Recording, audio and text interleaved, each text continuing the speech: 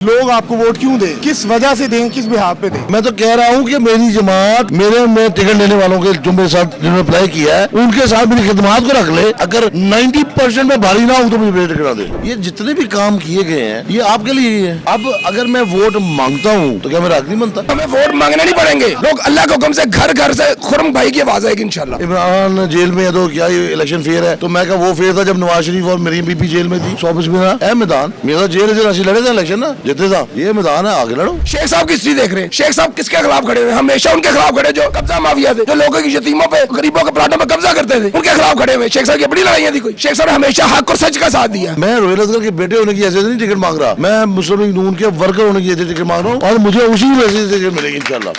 मैंने इन सबको मना किया है कि सियासतदानों को खाने शाने ना खिलाया करो। जो तुझे आता पाते हो खान दी और खा जाने तुझे तो खा गया। हम बाहर जाके हमें तकरीर उर्दू में करनी चाहिए जिन्हें समझे, लेकिन क्योंकि हम मांगने वाले हैं तो साड़ी इज्जत नहीं है। अस्सलाम वालेकुम, दस्तक टीवी के साथ मैं हूं आपका मेजबान मियां अब्दुल्ला। नाज़रीन, आज आपकी मुलाकात खुर्रम रोहिल असगर से करवाने जा रहा हूं जो अपनी पीपी से इलेक्शन लड़ने जा रहे हैं। नौजवान की आदत है, इनसे बात करते हैं, जानते हैं मुल्क की सूरत हाल कैसी है। अस्सलाम वालेकुम। वालेकुम सलाम। कैसे हैं? अल्हम्दुलिल्लाह। इलेक्शन लड़ने जा रहे हैं जी इलेक्शन लड़ने तो इलेक्शन तो मेरा खानदान पिछले 45 साल से लड़ता रहा। लेकिन आप भी आ रहे हैं ना? मैं पहले अपने वालिद साहब का इलेक्शन लड़ता था और उसी का ये हिस्सा है और इंशाल्लाह अल्लाह के आगे दुआ है कि अल्लाह ताला बेहतर करे हम सब के लिए। खुर्रम भाई, मेरा पहला सवाल ये है कि लोग आपको वोट क्यों दें, किस वजह से दें, किस बिहाफ पे दें? अगर तो आप वजह पूछते हैं तो फिर आप एक काम करें कि आप NA PP 152 NA 121 के हर गली मोहल्ले के अंदर जाएं। उस गली के शुरू में उस इख्तिताम में आपको मेरे वालिद की और मेरी तख्ती नजर आएगी। वो चाहे सड़क के वाले से है, चाहे गैस के वाले से है, चाहे सीवरेज के वाले से है। बिजली का निज़ाम इस हल्के में 6 ट्रांसफार्मर सड़ते थे, आज हर ट्रांसफार्मर के साथ नए ट्रांसफार्मर लगे हुए हैं। पिछले तकरीबन 12-13 सालों से इन 3 इलेक्शनों के अंदर अल्लाह ताला के फजल करम से मेरे ख्याल में मैं एक दिन भी जो नहीं छुट्टी की होगी लोगों की खिदमत से। उसके बाद अगर आपको मज़े की बात बताऊँ, अभी पिछले हफ्ते नादरा की तरफ से एक लेटर इशू हुआ जो कि मैं आपको कॉपी फराहम कर सकता हूँ मुझे जब भी आप मांगे एज आ एविडेंस सबूत के तौर पे। लोग झूठ भी तो बहुत बोल देते हैं। उन्होंने लिखा कि according to their record of 11 year past 11 years our office Sheikh Rohil Asgar MN's office has attested more than 24,000 people citizens, यानी 24,000 लोगों की हमने दफ्तर बैठ के तस्दीक पे साइन की है। तो भाई 24,000 लोग होते हैं जो मेरे दफ्तर में। अब मैं ये एक फर्द वाहिद की बात कर रहा हूँ, उसके अलावा जो गलियाँ बनी, जो सड़कें बनी, जो अस्पताल तामीर किए गए, जो मुगलपुरे का ब्रिज ओवरहेड ब्रिज अंडरपास तामीर किया गया, हल्का हमारा है ना। हमने भी हिसाब से रिक्वेस्ट करके ये सारे काम कराए। किसके लिए? आप लोगों के लिए, आपकी जिंदगी में बेहतरी आए। स्कूलों की बिल्डिंगें बनी, नए क्लासरूम बने, ये जितने भी काम किए गए हैं ये आपके लिए ही है। अब अगर मैं वोट मांगता हूँ तो क्या मेरा हक नहीं बनता? उम्मीद है आपको जीतेंगी। अल्लाह को बेहतर पता है, लेकिन मेरे ख्याल में तो वन साइडेड इलेक्शन होगा। अपना हरीफ किसको समझते हैं इस टाइम मौजूदा जो हालात जा रहे हैं? किस पार्टी को अपना हरीफ समझते हैं? किसी को भी नहीं। कोई भी नहीं? नहीं लड़ना चाहिए वैसे हाँ? ये को लड़ना चाहिए जिस तरह ओपन। मैं तो चाहना लड़ना नहीं, सरकारी मशीनरी का इस्तेमाल भी तो आपके सामने बड़ा अजीब होगी। कभी किसी की ऑडियोज आई, कभी वीडियोज आई। मुझे कहा कि जी इमरान जेल में है तो क्या ये इलेक्शन फेयर है? तो मैं कहा वो फेयर था जब नवाज शरीफ और मरीम बीबी जेल में थी, वो फेयर था जब शहबाज शरीफ जेल में था, जब हमजा साहब जेल में थे, वो फेयर था इलेक्शन। तो ये आप बातें करने को तो बहुत सारी बातें होती है, लेकिन भाई 100 मेरा है मैदान, मेरा जेल से राशि लड़े थे इलेक्शन ना जीते था। ये मैदान है, आगे लड़ो, कौन मना कर रहा है? अगर आपको आपकी पार्टी की जानिब से टिकट नहीं मिलती तो जिस तरह मौजूदा देखा जाता है पहले सूरत हाल में कि पार्टी के साथ नाराजगी का इजहार किया जाता है, या वफादार रहेंगे या नाराज हो यार मैं पिछले 3 दफा से वफादार ही हूँ भाई। उन तो मेरे चिट्टे वाल हो गए ना। पार्टी की कौन सी ऐसी खिदमत मैंने नहीं की?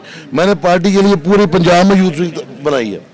मैंने हर क्यादत की तरीक जो है वो भुगती है, चाहे मैं बीमार था नहीं था। मैं रोहिल असगर के बेटे होने की ऐसे नहीं टिकट मांग रहा, मैं मुस्लिम लीग नून के वर्कर होने की ऐसे टिकट मांग रहा हूँ और मुझे उसी वजह से टिकट मिलेगी इंशाल्लाह। आपके वालिद साहब अक्सर कंट्रोवर्सी का शिकार रहते हैं। लास्ट टाइम उन्होंने एक बात की कि गाली हमारा कल्चर है, क्या आप इसकी तस्दीक करते हैं? जी बिल्कुल है, आप नहीं करते।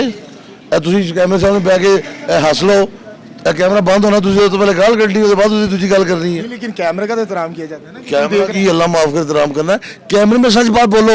मेरे वालिद की यही तो कमजोरी है और बुरी आदत है कि वो सच बोलता है। लोग बड़े नाराज रहते हैं उनसे, आपसे तो नहीं? वो सच्ची बात जो कर देते मुंह पे। अच्छा, आप समझते हैं कि जितना हल्का है आपसे वो मुतमिन है, आपके वालिद साहब की परफॉर्मेंस से मुतमिन है? अल्हम्दुलिल्लाह। नाराज नहीं? नाराज होएगा, नाराज नहीं जन होएगा जिदा जिन्हें गरीब दे मकान ते कब्जा किया मैं मकान छुड़वाता है, या जिन्हें बेवा दे प्लॉट ते कब्जा किया मैं प्लॉट पे उन्हें वापस दवाता है। ये जो पैसे खा के किसी तो पैसे में वो तो लैके उन्हें वापस करवाते। वो लोग पूरे हल्के में आपको वो लोग मुझसे नाराज नजर आएंगे जिनका काम है लैंड ग्रैबिंग यानी कि कब्जे करना, जिनका काम है लोगों के साथ जुल्म ज्यादती करना, 2 नंबर काम करना, इस तरह के सिवाय उनके, और मुझे उनका साथ चाहिए भी नहीं है। सिवाय उनके ये सारे शरीफ लोग जो है, आप मेरे मोहल्ले में बैठे हुए हैं, मैं यहाँ से 34 दफा लगातार MP MNA बन रहे हैं, तो भैया फिर कोई ना कोई चंगे काम कर देगा ना, से लोग 4थी बारी। आज आपका यहाँ आने का खुरम भाई, इकट्ठे होने का एजेंडा क्या था, क्या मकसद था? इन्होंने कहा था हमने खाना खिलाना आपको, मैं कहा क्या खिलाया? इन्होंने बड़ा बेहतरीन इंतजाम किया। बिरयानी का बड़ा इल्जाम लगाया जाता है कि पटवारी जो है बिरयानी खाते हैं, आज भी बिरयानी तो नहीं थी, मेन्यू चेंज था? नहीं, आज तो अब कबाब थे, फिश थी, लेकिन मैंने एक और बात मैं ऑन कैमरा बताऊं, मैंने इन सबको मना किया है कि सियासतदानों को खाने शाने ना खिलाया करो, जो तुझे आदत पाते हो खान दी और तुझे खा जाने फिर तुझे तो खा गया। ते मेहरबानी करो ए आता ही बदलो। मेरे हल्के के अंदर ये तो इस भाई ने जिद कर ली, जहाँ मैं जाता हूँ सख्ती से मना है, फूलों के ऊपर, पत्तियों के ऊपर, फूलों पे एक प्लास्टिक कार मेरी गाड़ी में होता है। चाय की इजाजत है कि हाँ, चाय नहीं सर, कुछ भी नहीं, बहुत तुझे मेरे लिए एहतमाम करना, पानी की बोतल पर आ जाएगा मैंने। उसकी वजह ये है यार कि पैसे आप लोगों के जो मुझ पे ज़ाया करोगे ये आपके घर काम आएंगे। अच्छा खुरम भाई, मुझे बताइएगा, अल्लाह करे आप इलेक्शन जीत जाते हैं, क्या काम करेंगे अपने इलाके की बेहतरी के लिए? क्या आपने विजन बनाया हुआ है, क्या आपके गोल्स हैं? सर मेरी ख्वाहिश है कि मैं अपने इलाके के अंदर जितनी हमारी सड़कें हैं, जितना हमारा सीवरेज का निज़ाम है, जितना हमारा साफ पानी पीने का निज़ाम है, उसके हवाले से, और फिर हमारे स्कूलों के क्वालिटी, उनकी बिल्डिंगों में बैठने की, उनकी जो बच्चों को वहाँ पे जिन डेस्क पे बैठते हैं, जिन चेयर्स पे बैठते हैं, उनकी ग्राउंड्स की सूरत हाल क्या है, उधर ग्राउंड है भी कि नहीं है, क्या मट्टी के टीले लगे हुए हैं, दरख्त है कि नहीं है, दरख्त यहाँ पे लगाने, अपने हल्के में दरख्त लगाने के हवाले से, ये सारे काम मेरे दिमाग में। और एक और काम है, मेरी ख्वाहिश अल्लाह ताला मुझे इस काबिल करे, मैं चीफ मिनिस्टर साहब जो होंगे इंशाल्लाह हमारे उनसे दरख्वास्त करूँगा कि सिलेबस में एक बड़ी तब्दीली लेकर आए। मेरी ख्वाहिश है दिल की कि कुरान पाक को हम अपने सिलेबस का हिस्सा बनाएं बच्चों के लिए, और बाय द टाइम वो मैट्रिक पास करे, बच्चा शुड बी लर्नर्ड, उसको अरबी आती हो और कुरान पाक की उसको तफसीर और कुरान पाक की उसको समझ हो। तो इंशाल्लाह ये मेरी ख्वाहिश है कि मैं इस सिलेबस में ऐड करूँ। अंग्रेज़ी को हम एज अ प्राइमरी लैंग्वेज इस्तेमाल ना करें यार, English is just medium to communicate, इसमें फ़ख्र वाली बात नहीं है कोई कि मैं अंग्रेज़ी बोल रहे हैं तो मैं बड़ा बड़ा नहीं। अंग्रेज़ी आपको आती, वेल गुड फॉर यू, नहीं आती तो इसमें कोई शर्मिंदगी वाली बात नहीं है। मेरे ख्याल में हम बाहर जाके हमें तकरीर उर्दू में करनी चाहिए, जिन्हें समझे, लेकिन क्योंकि हम मांगने वाले हैं तो साड़ी इज्जत नहीं है। अल्लाह करेगा इंशाल्लाह, ये जो आज मांग रहा है कल देगा। लास्ट में खुरम भाई मुझे बताइएगा कि आपके मुखालिफिन आप पे इल्ज़ाम लगाते हैं कि आपका सफदर साहब से बड़े अच्छे ताल्लुकात हैं, अच्छे मरासिम हैं, और आप जो है उन मरासिम को टिकट लेने के लिए इस्तेमाल करेंगे, क्या कहेंगे? यार मेरे तो हमजा साहब से बड़े अच्छे मरासिम हैं। अभी कल परसों ने मेरी भी सालगिरह की, मैं नहीं कह रहा, नहीं मैं तो कह रहा मेरे तो हमजा साहब से बहुत अच्छे मरासिम है। क्या उनको इस्तेमाल किया जाएगा पार्टी के लिए? नहीं, मैं तो आपको चीज़ें गिनवा चुका हूँ। मैं तो कह रहा हूँ कि मेरी जमात मेरे टिकट लेने वालों के जो मेरे साथ जिन्होंने अप्लाई किया है उनके साथ मेरी खिदमात को रख ले। अगर 90% में भारी ना हो तो मुझे टिकट ना दे। खुरम भाई लास्ट में खड़े होके ये जो यूथ आपका इस्तकबाल के लिए यहाँ खड़ी हुई थी, मेरा कैमरामैन को कहूँगा कैमरा घुमाए, बताएं इनके लिए क्या पैगाम देंगे जो इस टाइम तक आपका वेट कर रहे हैं और आपका इस्तकबाल किया? देखिए, मेरी यूथ को सिर्फ एक पैगाम है कि तजिया करना सीखें, पहले परखें, सोचें, उसके बाद फैसला करें। मेरी बात या किसी और की डायरेक्ट बात के ऊपर ना समझें कि ये बात मैंने कर दी तो जैसी है, नहीं।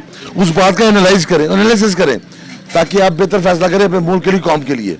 और मैं फिर आपसे अर्ज कर रहा हूँ आपके तवज्जो से कि मैंने हमेशा यही कहा है कि मैं अगर यहाँ पे खड़ा हूँ तो अपनी खिदमत के रोहिल असगर के बेटे होने की हैसियत नहीं खड़ा। यानी वाली साहब का कोई नहीं आप ले रहे, कोई मैं उनकी तरफ से कुछ नहीं ले रहा भाई, आपकी अपनी खिदमत है। ये मेरी अपनी खिदमत है।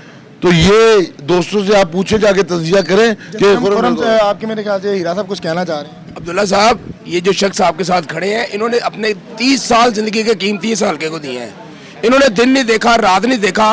और मुझे आज इजाजत दीजिएगा, अगर कोई साहिल आया है उसकी आंख में आंसू, और मैं खुदा को हाजिर नाज़िर जान के कहता हूँ इस शख्स की आंख में मैंने आंसू देखे हैं, खुर्रम रोहिल असगर की आंख में मैंने आंसू देखे हैं, और इन्होंने खिदमत की है। और अभी हमें वोट मांगने नहीं पड़ेंगे इलाके में जाके, इंशाल्लाह अल्लाह के हुक्म से। जिस दिन हमारे खुर्रम रोहिल असगर का इलेक्शन होगा PP 152 का, उस दिन आप देखेंगे जश्न का समा होगा इस PP में, इस PP में जश्न का समा होगा। और लोग हमें वोट मांगने नहीं पड़ेंगे, लोग अल्लाह के हुक्म से घर घर से खुर्रम भाई की आवाज आएगी इंशाल्लाह। और लोग इस तरह इलेक्शन लड़ेंगे जिस तरह उस दिन ईद होगी हमारी। उसकी वजह क्या है कि इन्होंने इज्जत कमाई है, इन्होंने बिल्कुल किसी की मतलब किसी की सिफारिश से ये काम नहीं कर रहे, दिन रात मेहनत की है, रातें जागी हैं। दो चीजें हैं, सच और झूठ में फर्क समझें। बात यह है कि कुछ लोग हैं जख्म देने वाले, कुछ लोग हैं जख्मों में मरहम रखने वाले। ये जख्मों में मरहम रखने वाले शुरू दिन से शेख साहब की हिस्ट्री देख रहे हैं। शेख साहब किसके खिलाफ खड़े हुए? हमेशा उनके खिलाफ खड़े जो कब्जा माफिया थे, जो लोगों की यतीमों पे, गरीबों के प्लाटों पे कब्जा करते थे, उनके खिलाफ खड़े हुए। शेख साहब की बड़ी लड़ाइयाँ थी कोई। शेख साहब ने हमेशा हक और सच का साथ दिया। आपको एक बात बता दें, ये जो चेयरमैन और वाइस चेयरमैन के इलेक्शन हुए थे ना, यहाँ पे अमीर ज़ादों को टिकटें नहीं बांटी गई थी, वर्करों को टिकटें बांटी गई। मैं तो इसका आई विटनेस, इसका मैं खुद गवाह। आज हम विटनेस हैं, चले आपकी आगे। ये नाज़रीन, यहाँ के इनके जो खुर्रम रोहिल असगर साहब के जो हल्के के जो लोग हैं वो बड़े पुरजोश हैं और बड़ी उम्मीद के साथ हैं कि खुर्रम रोहिल असगर साहब जब इस इलाके से भारी अक्सरियत से इलेक्शन विन करेंगे तो ये हमारे इलाके के लिए बड़ी पूरी उम्मीद होगी और हमारा इलाका तरक्की करेगा। अपने मेज़बान को दीजिए इजाज़त, अल्लाह हाफ़िज़।